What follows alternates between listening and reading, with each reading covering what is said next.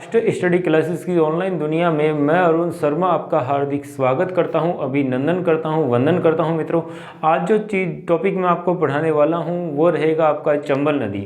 देखिए, अभी तक हम लोगों ने गंगा पढ़ा, उसके बाद यमुना पढ़ा। आज का जो टॉपिक है वो रहेगा चंबल।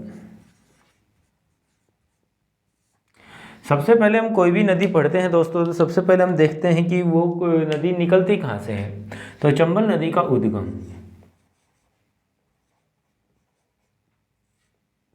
चंबल नदी का उद्गम कहाँ से होता है? तो चंबल नदी का उद्गम होता है मध्य प्रदेश में। कहाँ से? मध्य प्रदेश में जानापाव की पहाड़ी से होता है।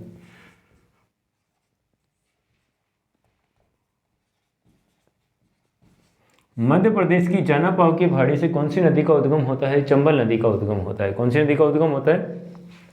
चंबल नदी का उद्गम मध्य प्रदेश में जानापाव की पहाड़ी से होता है। ठीक है, जो चंबल नदी है यह है मध्य प्रदेश, राजस्थान और उत्तर प्रदेश अर्थात यूपी में बहती है। चंबल नदी कहाँ पर बहती है? मध्य प्रदेश, राजस्थान और उत्तर प्रदेश में बहती है। क्लियर हो गया? देखिए, चंबल नदी की कुल लंबाई है 965 किलोमीटर। कहीं कहीं पे दोस्तों 966 भी मिल सकती है, ये किलोमीटर में है। 965 किलोमीटर या 966 किलोमीटर चंबल नदी की है कुल लेंथ है, कुल लंबाई है। चंबल नदी को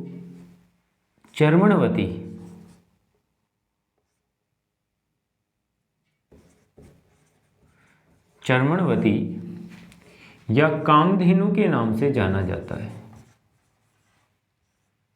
किस नाम से जाना जाता है? कामधेनु के नाम पे से जाना जाता है। चंबल नदी पर चित्तौड़ में भैंसरोगढ़ नामक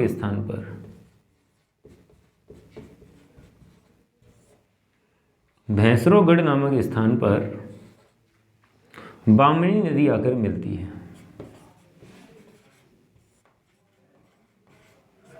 कौन सी नदी आकर मिलती है?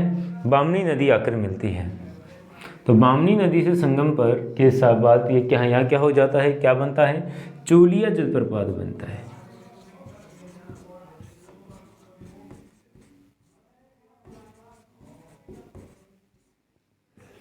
बामनी नदी से संगम के बाद क्या बनता है? चूलिया जलप्रपात बनता है।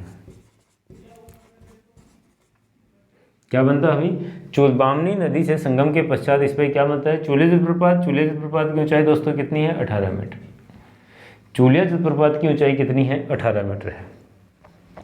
देखिए, यहाँ से आगे बढ़ते हैं। चंबल नदी पर चंबल घड़ियाल अभ्यारण्य स्थित है राजस्थान में। चंबल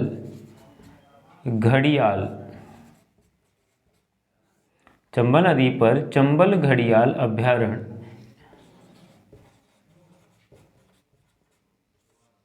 स्थित है।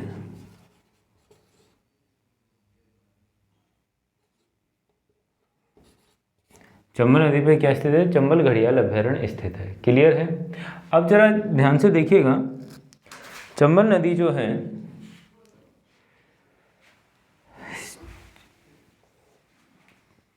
चंबल नदी को भारत की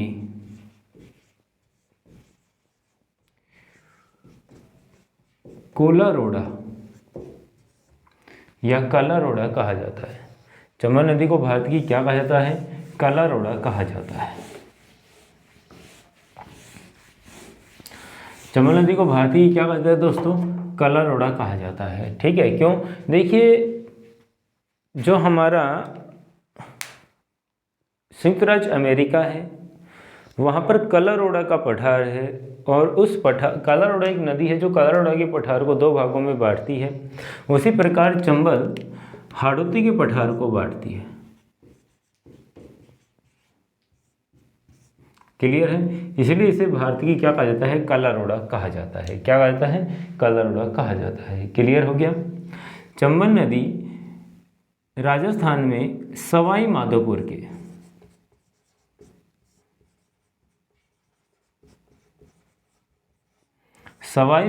के रामेश्वरम के निकट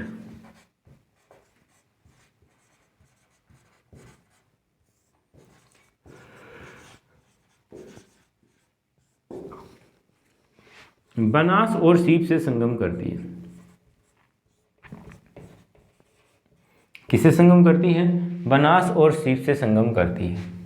और यहाँ पर बनास, सीप और चंबल का त्रिवेणी संगम होता है। ठीक है दोस्तों, कहाँ पे होता है? सवाई माधोपुर के रामेश्वरम के निकट बनास, सीप और चंबल का त्रिवेणी संगम होता है। समझ में आ गया होगा। देखिए, जो मैंने यहाँ पर वर्ड उपयोग में लिया है सवाई माधोपुर। सवाई माधोपुर में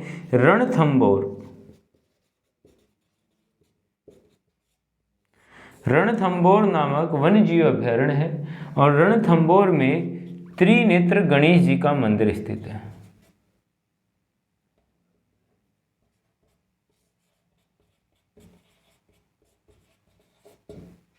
किसका मंदिर स्थित है? त्रिनेत्र गणेश जी का मंदिर स्थित है। वेरी वेरी इंपॉर्टेंट कि भारत में त्रिनेत्र गणेश जी का मंदिर कहाँ पर स्थित है? रणथंबोर में। रणथंबोर कहाँ पर है? सवाई माधोपुर में। और रणथंबोर जो बाघ परियोजना है,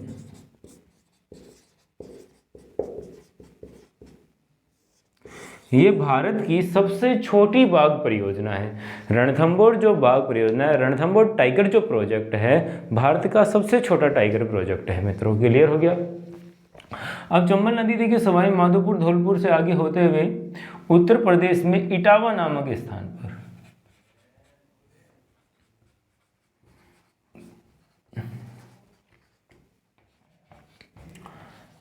किससे मिल जाती है? यमुना से मिल जाती है। उत्तर प्रदेश के इटावा में किससे मिल जाती है? यमुना से मिल जाती है। चंबल की सबसे बड़ी सहायक नदी है बनास। बनास नदी की लंबाई है 480 किलोमीटर। कितनी है? 480 किलोमीटर दोस्तों। कितनी है बोलिए? 480 किलोमीटर बनास नदी की लंबाई है। और बनास नदी सवाई माधोपुर के रामेश्वरम के निकट किस में मिल जाती है?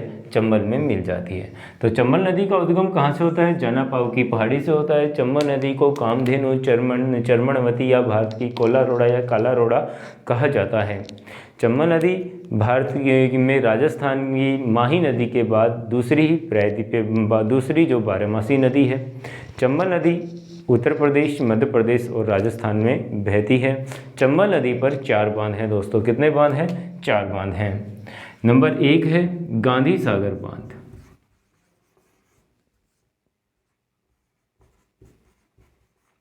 गांधी सागर बांध कहाँ पर है? मध्य प्रदेश में।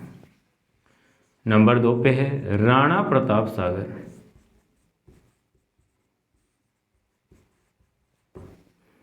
तीन पे है जवाहर सागर। नंबर 4 पे है कोटा बैराज।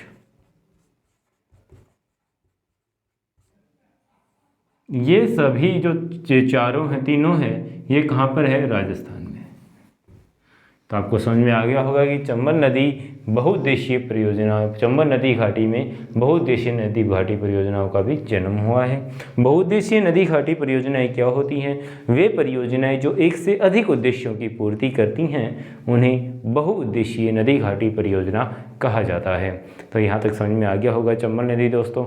आगे अगली क्लास में इसी प्रकार की एक अच्छी सी नदी आपको पढ़ाने वाला हूँ। बनास नदी का टॉपिक रहेगा। यदि उसके साथ कुछ और जुड़ेगा तो मैं और जोड़ने का प्रयास करूँगा।